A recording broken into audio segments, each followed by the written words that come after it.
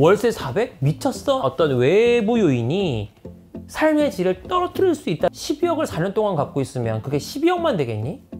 역세권 임대주택이 있다면 과연 어떤 생각들을 갖고 있는가?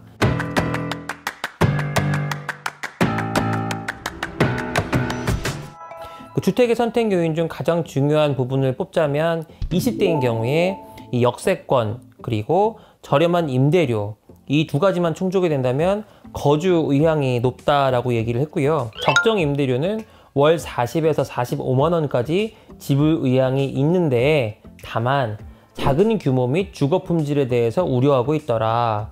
20대가 가장 민감한 건 방음이 있더라고요. 그러니까 왜 방음에 대한 이슈가 있나 봤더니 방 쪼개기를 하거나 고시원이나 이런 데를 가면 내벽이 어떤 이제 차음이 안 되다 보니까 프라이버시도 프라이버시고 너무나 불편한 거예요.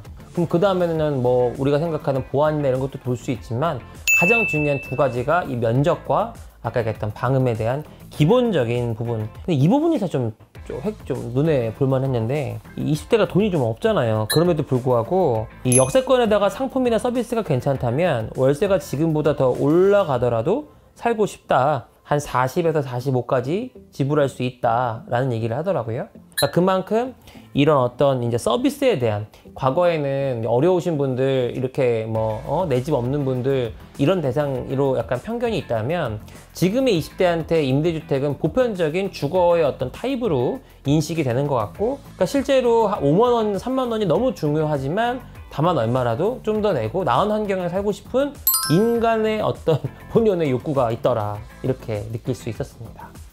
자, 30대는요 내 집 마련에 대한 꿈은 있지만 현실적으로 자가 소유는 어렵다고 이제 인식을 하고 있어요. 이 결혼을 해도 상대가 돈이 많지 않을 수 있으니까 계속 임대주택에 살 수도 있을 것 같아요. 직장을 다녀야 되니까 수도권보다는 서울 중에서도 역세권이 중요한 거예요. 월세로 살더라도 서울을 떠나기는 어렵죠. 왜? 30대는 이제 실제로 회사에서도 허리와 같은 역할을 하다 보니까 서울과 역세권이라는 키워드가 너무 중요한 거예요. 그리고 한 발 더 나가서 구체적인 이제 니즈가 있습니다. 어떤 니즈가 있냐? 내부 시설, 상품, 서비스, 빌트인 가전, 가구가 너무 중요한데 상품 측면이 우수하다면 70만 원까지 지불 의향이 있다. 그러니까 아까 이제 20대가 40에서 45까지 지불 의향이 있다고 했던 거에 비하면 한 20만 원 이상 올라간 거죠. 예. 그러니까 면적에 대한 니즈도 더 커지고 이제 서비스 원하는 것도 좀 더 세분화 되었다. 이렇게 볼 수 있을 것 같고요. 40대 이제 역세권을 충족하는 부분에 대하면 뭐 좋다. 거주 의향이 일부 있다. 근데 이제 뭐를 우려했냐? 여기서가 조금 달라요. 40대는 아이들의 교육 환경을 우선시하더라고요. 그러니까 역세권은 상업시설이 많다 보니까 아이들 교육 환경이 안 좋을 수 있어서 그러니까 역세권보다는 사실 학세권이 또 교육 환경이 더 우선한다는 게 이제 40대는 좀 다른 포인트더라 볼 수 있었고요. 또 한 가지 이 부분이 있다면 강남의 주요 역세권의 호텔식 시설이나 서비스를 갖춘 임대주택을 만든다면 고소득층의 신혼부부나 싱글에게 인기 있을 것 같고 저도 애 없으면 살아보고 싶네요. 그럼 얼마까지 낼 수 있어요 했을 때 얼마까지 낼 수 있다고 했을까요?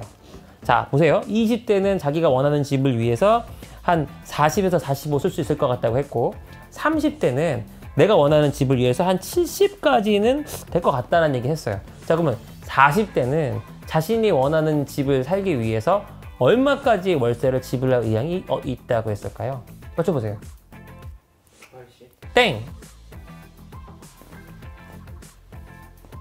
이게 그렇게 오래 생각할 일인가? 200? 땡! 250? 땡! 300? 땡! 400? 딩동댕! 이분은 이제 한 달에 한 1,500만 원 정도 버시는 분이었어요. 그렇게 사실 평균적인 건 아니에요. 평균적인. 아 이렇게 보시면 될 것 같아요. 그러니까 예전에 그 도끼라고 가수가 한 달에 1,000만 원 내고 뭐 이런 호텔에 살았다. 가능한 얘기예요. 왜?